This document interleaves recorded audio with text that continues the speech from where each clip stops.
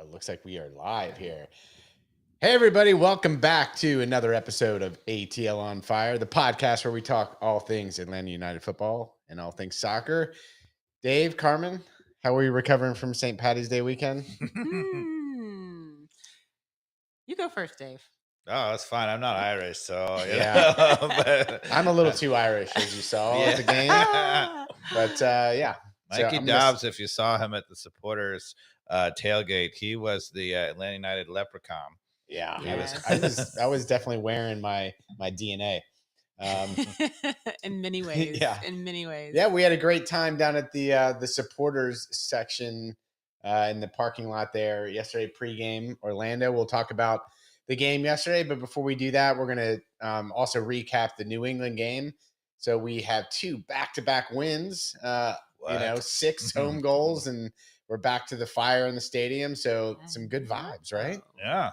But yeah, we'll talk about some of the exciting stuff. We'll talk about some of the things we're still seeing, tactically that we'd, like to see change. Some of the things we're seeing maybe improve.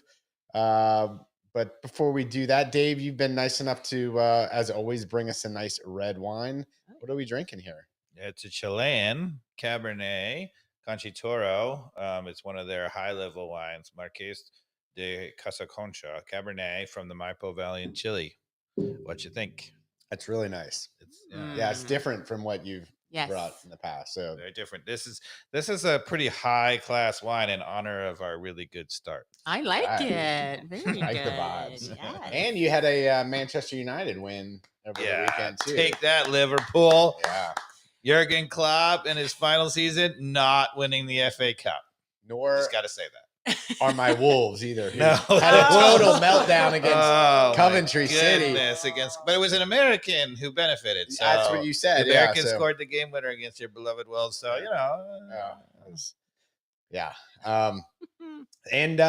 so in the spirit of spirits, thank our sponsors, Wild Heaven Brewery, 2 locations, one here in Avondale Estates. Always something going on. New beers. There's usually food up there almost every evening if you want to grab a bite to eat. Often live music. So check out their website for updates or follow them on Twitter. And I have to say, if you're listening to the podcast and you're not watching the YouTube channel, go check out the YouTube channel right now, because we got this amazing new graphic from Wild Heaven with the beer filling and the soccer. I mean, it is amazing. It makes me want to go there right now. I definitely want a beer right now. Yes. And also want to thank Wolf Mountain Vineyards as well. So in the spirits of wine, some great wines. You can also try it out at Wild Heaven Brewery or go up to Dahlonega. Beautiful vineyard. If you're planning your wedding in the spring, or probably you need to plan in the fall. If you need to drink anything, we've got you covered here on the ATL on Fire. Pretty much. Right? You shouldn't really have to do anything besides Wolf Mountain Vineyards and Wild Heaven beer. I mean, that should have you covered for life. And Wild Heaven will be opening a new place in Toco Hill soon that has your barbecue covered. Please. Yes. So that'll be amazing. Very cool. All right. So what do we want to get into here? The New England game first? Sure. So 4-1 victory. 4-1 victory, but I was able to go with the kids for the first time. So we weren't in our amazing seats. So I had nosebleed seats, but I was a part of the 70,000 people that were there. Maybe not quite 70,000, but it was a pretty packed full house. Great evening. And I have to apologize. I ruined for those of you who were looking for the podcast last week. I was out of town. That was the reason. Yeah. So it's on me, people. I'm sorry. But yeah, even though I was having trouble focusing on the game with wrangling kids, it did seem like the first 35 minutes, first half, was pretty sluggish in terms of creating any opportunities until we were able to get the PK opportunity at the end of the first half, which changed the tide of things. Yeah, I've heard some people, including I think maybe yourself, who was like, "Oh, I'm not sure we played that well," but 4-1. Yeah. It's pretty good.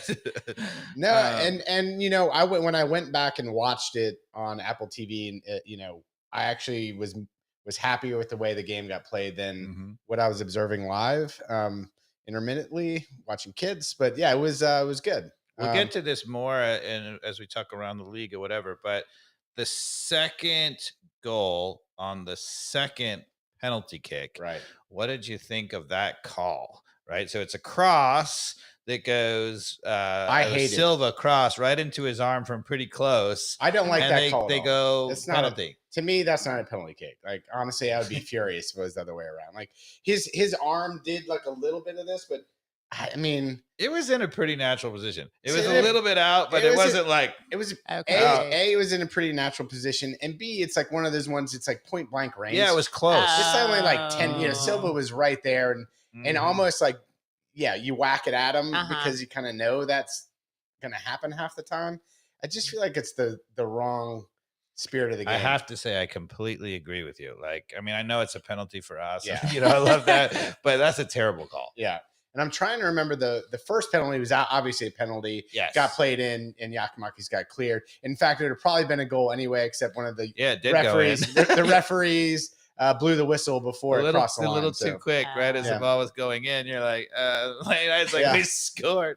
And Right? I was going to say this is going to be really awkward if that was the Yeah, if we a don't missed score. PK. So So we had two penalties. Now, the other thing about that I was going to bring up, and I want your feeling about this, Carmen. Maybe you can weigh in first, and then Mikey Dobbs. Okay. So the first penalty is taken by Almada, who I think is our penalty taker, Mhm. even though I kind of think GG might be a better penalty taker. But anyway, when we win the second penalty, a lot of coaches go with the same. Is their penalty kicker, so it would have been Almada again, but he didn't. He goes with Gigi for the second penalty kick. So But how do you feel about that? I like the switch up. I think. I mean, United did it recently. They had their Mhm. captain and they had Rashford take it. And I also like just to change it up because I think there's like almost too many head games going on. Yeah. You go the same way, all that type stuff. Just go and take it. I'm with you. I like the switch, but what was interesting on the first one, Yeah. evidently Gigi had the ball, and Almada came and took it from him. Really? Yeah. Oh, so we don't actually Yeah. have a Which- designated penalty which- kicker. Which I also like, because if he was the guy because you have your designated penalty kicker, like your number Yeah, one, Should. right? absolutely. You should, Absolutely. That right? doesn't sound like we did. Because why would Gigi go up and Greg Because the ball? because he's an assassin, Yeah. and that's You're what, giving him a lot of. and that's what I liked about it. If that's the case, and let's just say it was, the fact that Almada's like, no, I'm the guy, Mhm. and I'm taking the ball from you I kinda and like that. and scoring. I'm gonna call you on that. I think that would never happen in a professional team if there is actually the coach has said this is our penalty taker. Then I Yeah. don't think he would do Well, that. I know also they're in watching the EPL, they say they're doing that a lot in the EPL now. The guy who's not going to take it Yes. holds it to the last second. So the Yep. goalkeeper does all his homework and starts getting in the frame of mind. Like, here's how Gigi typically goes Okay. left. So I'm already thinking left. Yep. And then Almada comes up and the homework on him is he's right. So I don't know. Again, it's the mind games. Yeah. I've But- heard a little bit of that, both in terms of like just trying to keep people from trying to get in that person's head. Like Yeah. just have them in the background, do all your like trash talk, you're gonna miss type stuff, and then Yeah. the actual kicker, let's do it. I Yeah. think that's again overthinking it. Like when we were talking about this too, like sometimes when you have two runners for a free kick Mhm. and you're like, well, what does it make a difference? But it just distracts the kicker. Right. And I think the same thing is true in penalty. If there's somebody else holding the ball or whatever, I think, and you get the ball quite late, you're just getting in the way of your own penalty kicker. I don't think it's actually advantage to the No. goalkeeper. No, that I much. disagree because these days there's so much like when you have the ball, like people are coming and bumping you and distracting okay. you. Yeah. That it's okay when like the referees cleared the box at that Right. point, and then you hand it to the kicker. They walk up and they have That's it. the right amount of time to get their head straight and be decisive. Yep. So I like it. I There you go. disagree with you, but that's Yeah. okay. But I do 100%. It was like a leading question because I really believe that I do not like it when the same person takes two penalties in one game. If you get a second penalty, Yeah. I believe the coach should have a second penalty taker who's designated to take it. I agree. Because I agree exactly what you said. As soon as you have that same person, the first one is you go into every penalty, whoever's the designated penalty taker for the team before every game should prep, right? And the coaches should make sure that they've prepped and said, okay, this is what the goalkeeper does. This is what you do. What are you going to do? Yeah. Like you should know all ahead of time. So there's no second guessing it in the game. This is what I'm going to do. Okay. Whether it's going to be wait till the goalkeeper moves and then shoot or whatever it is. Okay. Right. But it should be a setup ahead of time for that goalkeeper and that player. As soon as you get to a second one, now it's like it's not our best thing anymore. Whatever you thought was the best combination for you on that keeper, it's now no longer that. And so I think it takes away the edge. Yeah. Now, were y'all the types that always went the same way? Because Tamara told you're not. Weren't Tamara said you usually went the same way? Well, to be fair, so I had a favorite one. And, back in the day when there wasn't actually the ability to scout the teams as much like in college and everything else, the goalkeeper didn't know. So then, I typically went the same way all the time. But there were some goalkeepers who I had gone against multiple times and I'd taken a penalty against them and I was equally, comfortable going both ways. So all right.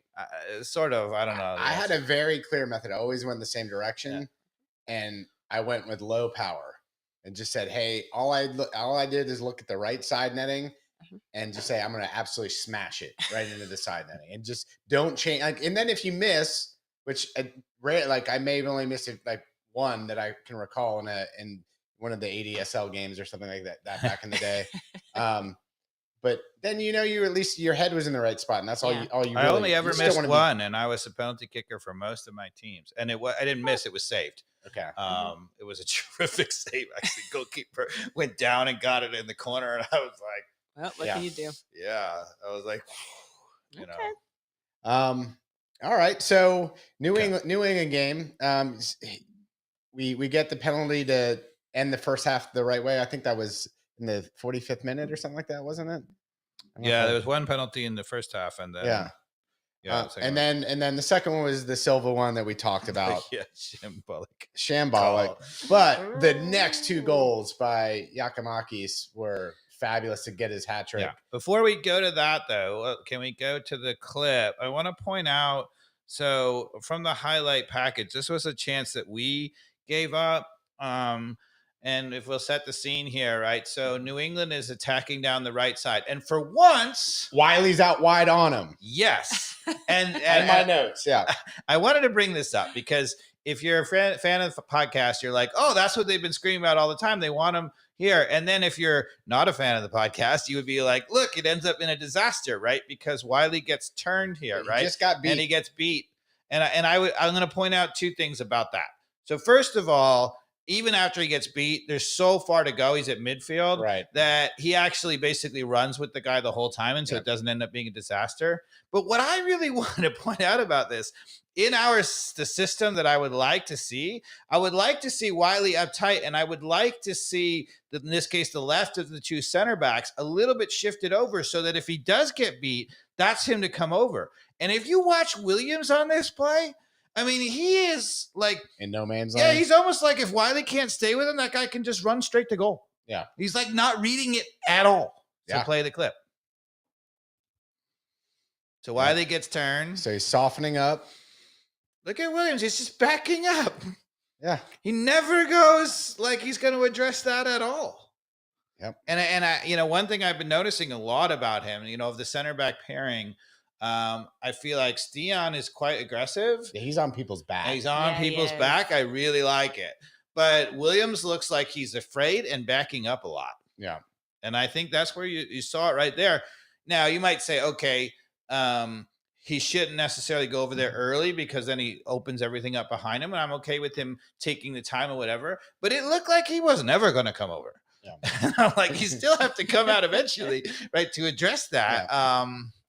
Yeah. And so any case, but the other thing you'll notice about that play is even when Wiley gets turned, he runs with him the entire way and it's not really a problem. Yeah. And it was a heck of an effort from that distance too. Yeah. And what you get as an advantage to this is Wiley could win that ball, people. Yeah. Right. Forever forget, this, of course, it doesn't happen on the one time that we're actually have it the way we wanted. Right. but he could actually win that ball. And if he wins that ball, then we're in a really good spot. So, yeah. Anyway. Okay. So now you can go to the goals. Yeah. The third goal, if my memory serves, is at a great 3:30 in the highlight. Great early cross by Lennon. a little reminiscent of our Gressel days where that ball comes in early. Again, these are the types of goals that we are wanting, Dave, like crosses that have everybody running towards the opponent's goal. Everybody's, it's not a static cross, right? And so this is just a great example of, Lennon can cross the ball, but they're effective when everybody is pushing into the box. And, this was the case. And of course, Gigi is just, smashes. You're stealing my line because because what I wanted to point out, I wanted to show this goal and then the goal from the Orlando as sort of back to back. Because so first of all, again, to be mea culpa for us, or at least more honest about us, we've been a little bit hard at in seasons past that Lennon is on the outside and he's getting all these crosses, and Pineda would say he creates the most chances in the league, and we're like, yeah, but we never score off them, right? And you would say, oh, here's one, because we would say he had all these assists because those crosses are not coming, the ones in the past are not coming from that part of the field. Yeah, well, okay. So I was just going to say, so first of all, he was getting a lot of assists in season past, mostly off of corner kicks, right? Which I think is a very different thing. We were talking about in live play. This is live play. And what I think Mikey Dobbs is getting at, and what I completely agree about it, is the timing of the run, right? So the timing of the run is such that he is moving into space and he's got his head up and get in front of him. He's not standing there getting it, trying to beat the guy and get a cross off. He's look at this frame. Look at the frame. You see everybody's number first off, which means everybody's running that direction. And look whose head's up, Lennon. And then you see Giakoumakis backing off a little bit just to make sure he just slowly times his run and then sprints at the last second. And that's the 2 seconds that matter here. Boom. And his ability to deliver a cross is absolutely terrific. We've always said that. Yeah. We're like, if he can actually be timing a run. So Lennon's not fast, right? I mean, he's not slow, but he's not fast. He's not going to run by someone. Right. So if he's going to have the ability to get those crosses off, he has to time the run. That's where the airplanes were killing us. They were getting there so early that they could never get that cross off. And so, again, I didn't see airplanes in this game from Lennon particularly. I think I saw Wiley up a little bit more. We'll get to that in a second. Okay. Can we go to the second example of this? So in the Orlando game at 5:03 in the highlights package, right, is the second goal that is, again, Lennon to Gigi, right? Which is the second goal in this game. You're asking a lot of me here. You got to go to a new tab at the top. Oh my! Look, I'm messing up everything. Hold on, guys. I'll keep talking. Talk amongst yourselves. So in this case, if y'all recall, right? So in the end of the play, Lennon ends up dropping it to the top of the box, and Gigi side foots it upper 90, like unbelievable. And this, again, is a sort of a goal out of nothing that Gigi just amazing. But my point in that actual play, what I want to point out again, is that Lennon is back further at the beginning of that play. Yeah. And the timing of his run is such that he is running into space. He runs into space. He runs into almost the end line or, in deep into the box. And boy, what a nice layoff. Yes. And Lennon not only can cross, but he makes good decisions. Yeah, he made a great decision. So if he's in space there and he's got runners, he's making choices. I mean, everything was in that finish, but man, he put it on a plate for him. Mm-hmm. For sure. I also want to say is that, years past when we've been criticizing the Lennon crossing thing and how he's creating all these dangerous chances. And we said, that was a team when we had Moreno and we had Araujo and whatever. Nobody was in the box. Right. This is a totally different story because Gigi is made to go get Miguel those. Berry definitely wasn't in the box. Oh my gosh. Miguel, okay. So it's at 5:03. 5:03. Sorry about that, guys. Yeah. All right. You got it? So look about right? Okay. Let's play this. So watch Lennon in this clip, right? That he is not all the way up there and he's going to be running onto the ball. Did I break it?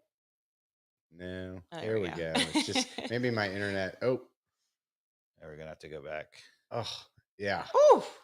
I think they'll show it again in a second on the second. We'll show a little more of the build up, but there's the finish. What a goal. But when it comes back around again, watch Lennon on this. He is in full stride. He gets a beautiful ball from Saba. He's underlapped in this case and goes out to the outside from the inside. Here's the run, right?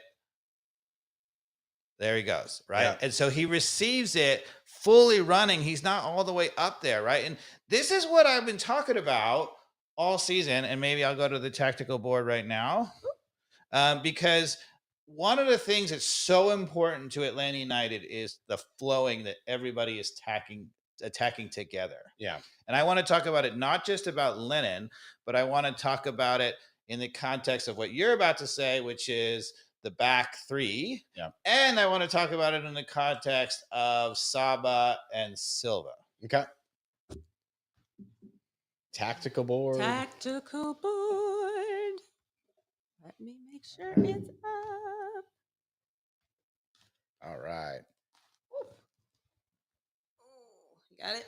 Carmen, you gonna join me over here? I'm coming over there. Let me just, is it full screenish? Can you see it?